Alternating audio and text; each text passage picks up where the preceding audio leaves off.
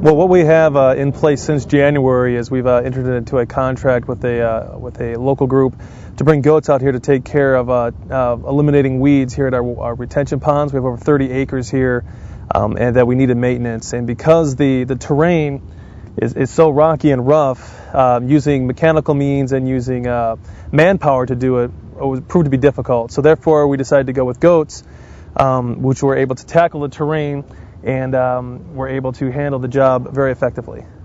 They were scheduled to leave just a little while ago, but we're keeping them on a little bit longer. We like the progress that they've made here. We want to keep them on and see what else they can do here on the property. But they've done a really great job so far of maintaining and getting rid of a lot of the brush that's here. The amount of goats that we have here varies from time to time. Right now, because it is a lot hotter and the amount of brush has been significantly reduced, we have less goats here than we did have earlier.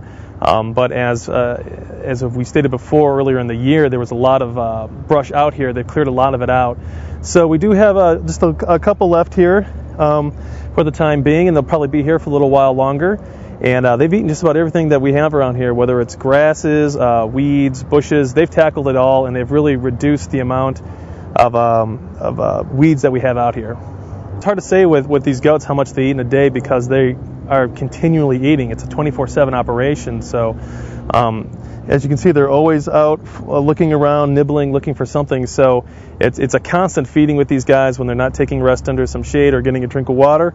They're working, and that's a great value for the city that we have crews out here like these goats working 24/7, and it saved the city about $10,000 by using goats as opposed to using manpower means or going through a contract to have somebody come out and do it for us. One of the great things about having the goats, not only does it save the city money, but it's also a green way of doing things. We don't have any pollution when it comes to burning any fossil fuels.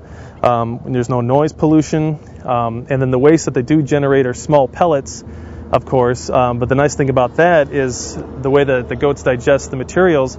Any seeds or anything that they eat are rendered useless after they pass through the goat. So it's really a one-time job for them to come in and do some of the work. And again, it's a good thing we're doing here at the plant. It goes along with a lot of the green things that the plant is doing along with the city. And we're just happy to be a part of Mesa going green.